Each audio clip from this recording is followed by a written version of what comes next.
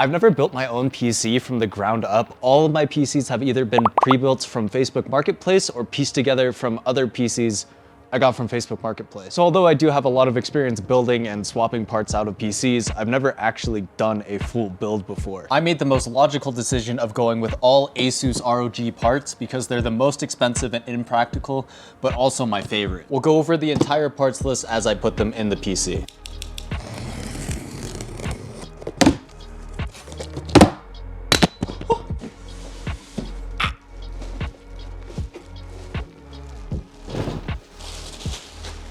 I went with the NZXT H9 Flow, not because it's a great case or that it has great airflow, but because I wanted to get the Kraken cooler. I just figured if I went with the same brand for everything, it would be fine. Not that the H9 Flow is a bad case. It's decently good. It has pretty good airflow, but it could be a lot better. My last like 4 builds have all been in O11 Dynamic XLs, and this is pretty close to that, but I heard it was a little bit better.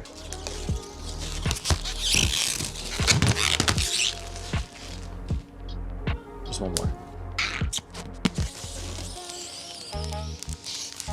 I'm also on carpet. I always build my PCs on carpet. It's the best idea. It doesn't look like the front glass comes off though, and I already have smudged it with my greasy hands. So you have your SSD storage here and then your hard drive bay down here. So the first thing I'm gonna do is remove all of the stock fans. I have more RGB fans coming on Monday. That way they're all uniform and look nice and only cost me $5 million. I didn't realize this whole thing just comes out of the case.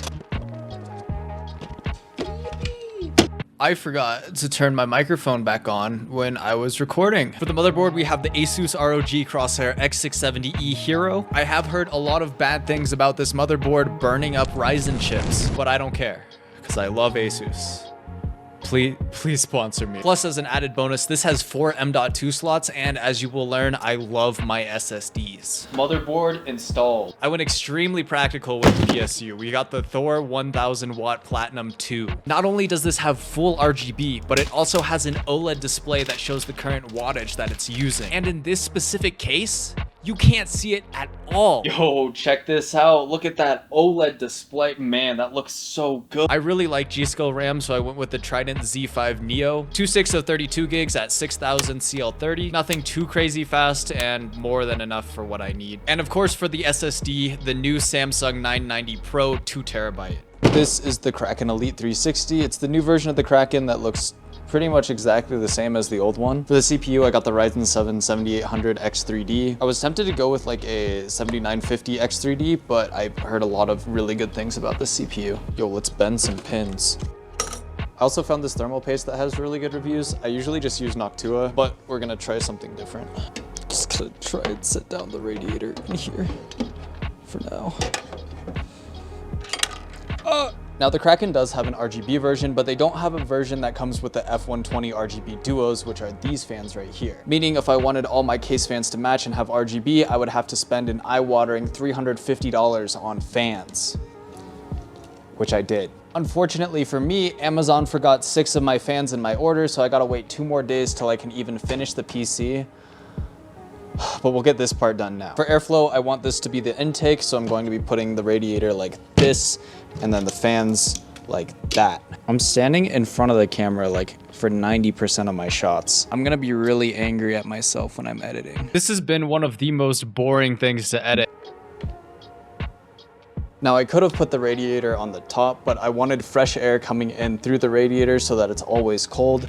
And although that's bringing hot air into the case, the GPU, once it's here, will have 3 fans bringing cool air directly into its intake, and then we'll just be exhausting out the top anyway. I feel like I'd rather have more warm air coming into the GPU than having all hot GPU air rising into the radiator. Either way, I've heard that it doesn't matter that much, but this looks nice. Now before I start cleaning up all these cables back here, we gotta put the hard drive bay in, which I have a 12 terabyte and a 4 terabyte hard drive in here. This hard drive bay is pretty nice. It just slides right in here.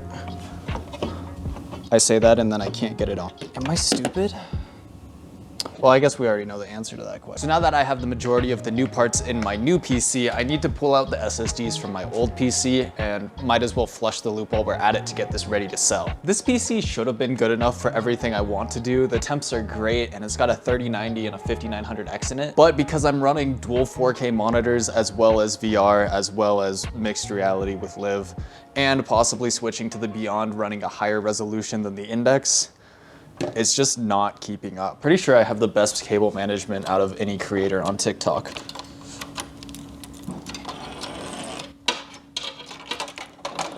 I forgot how heavy this is with all the water in it. I'm so glad this screwdriver's magnetic. Now we have my 2TB 970 EVO and my 2TB 980 Pro. Okay, so it's socket 2 right here. And socket 3 right here. And we have socket 4 just in case I get another one someday, but hopefully 6 terabytes will be enough. I didn't even transfer anything off of these. They still have all my files, and technically the 980 is still a boot drive, but I'm hoping to just drag everything out of there that I need onto my boot drive, which is now the 990, and then format both drives. So I purchased 7 of the F120 RGB Duo fans, and each 3-pack comes with a controller. However, this is just an RGB controller, and it doesn't actually control the fan speed or anything like that. So these 3 fans need motherboard headers to actually be powered and control the fan speed. However, I only have 4 fan headers on my motherboard, and this doesn't include any splitters for the fans. So I went ahead and bought the RGB and fan controller from NZXT for just $35, bringing my grand total to nearly $400 just for fans so I can have them light up.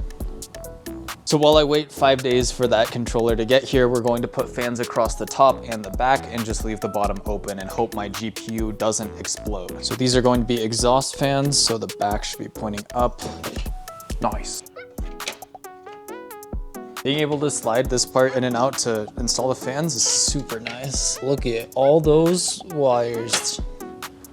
It's fine. Got the Elgato 4K 60 Pro that we're gonna put in here. Nice. And now the best part, the ROG Strix Gaming 4090. Whoa! I scratched the box, no. Whoa.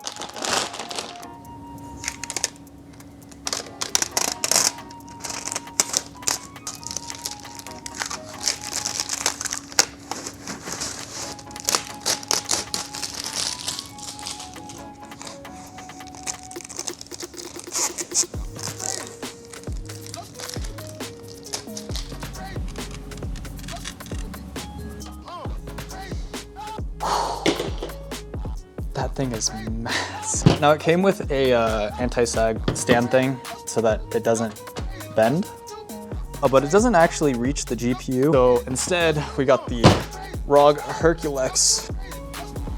This thing is so overkill.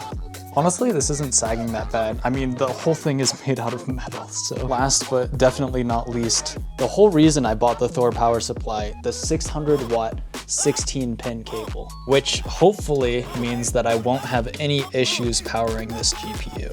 1 week later. Now this fan controller actually only has 3 fan headers on it, but it comes with 3 splitters so that I can actually, put all my fans on here. The other thing that this does is it acts as another RGB controller, which I don't exactly need, but at least I can condense 6 of the RGB ports onto this and then have 3 more on a single RGB controller. This is going to be intaking through the bottom, which hopefully my desk is clean enough that it won't suck a bunch of dust in the machine. I've actually been running this PC for the past week without the fans, and my temps on my GPU are usually under 40 degrees, which is really good. I will say all of these cables, it's really making me miss the LAN leaf fans that you can just slide together and have one cable coming out of whatever the stack is.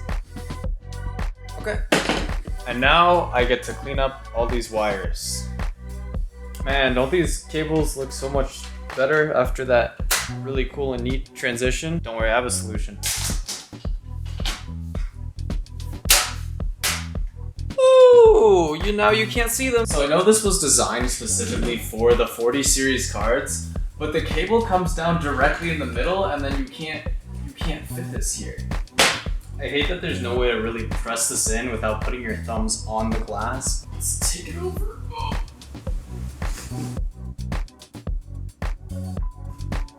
Okay. Power to the motherboard. All good.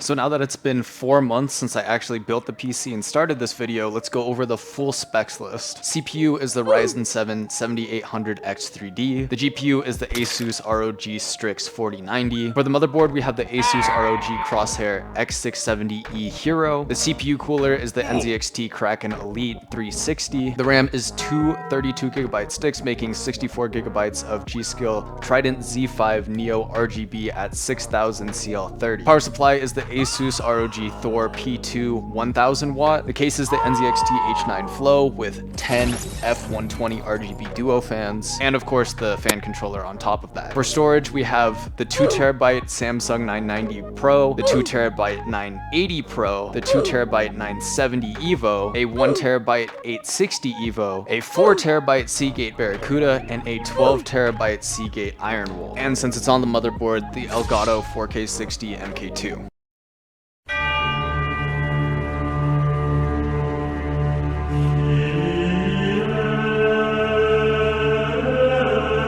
So absolute top results on Speedway, I got a 10,567 with the memory clock boosted all the way to 1,750 and then a custom curve from the OC scanner. I'm obviously not going to be running that because it's probably not stable at anything other than a benchmark, but that's the Speedway score. And that's with no CPU overclock because I don't know what I'm doing. It's just on the default AMD settings and of course the Expo settings for the RAM. So for RGB control, you have two different softwares you have to use. One is Armory Crate for all the Asus products and two is NZXT Cam for all the NZXT products. If I was to change the colors in Armory Crate like right now, you can see that the motherboard, the RAM, and the GPU all change to that color, and then the fans all stay the same. And then for the NZXT, you can just go over to the lighting tab and you can do whatever you want with those fans. And of course, the coolest part with the actual cooler is you can put GIFs or stats or whatever you want on there because it's an actual screen. Which brings me to what I don't like about this PC. When you start up the PC, the CPU cooler fans don't spin. They just sit there and stay static. Now the pump runs at whatever the default speed is,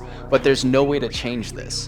If you're scrolling through BIOS or changing some settings without cam open, the fans do not spin up. And in NZXT Cam, there's no like offline mode or offline settings you can change to fix this. The only way you can set a curve or even just set it to a fixed speed is if cam is opened. And I've seen the CPU spike to like 80 degrees before cam can open, and that just doesn't sit right with me. 2, it is a 60 Hz monitor and it is advertised at 60 Hz, yet if you put a 60 FPS GIF on it, it plays at 30 FPS.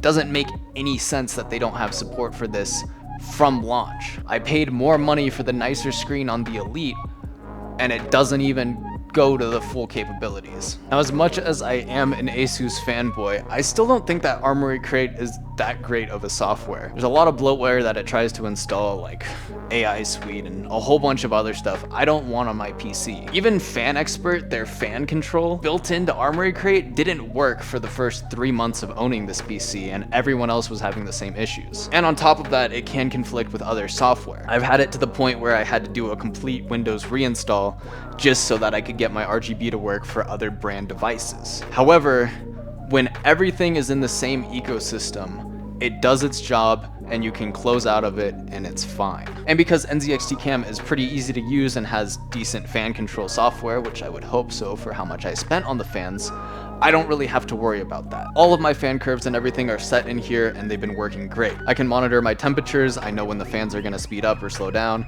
and I haven't had any issues with it, other than what I've mentioned before cam is open. Once cam's open, it's great. Solid PC, not worth the money. Don't buy Asus parts unless they sponsor me, then I'll say buy Asus parts, but they're overpriced and you don't need them.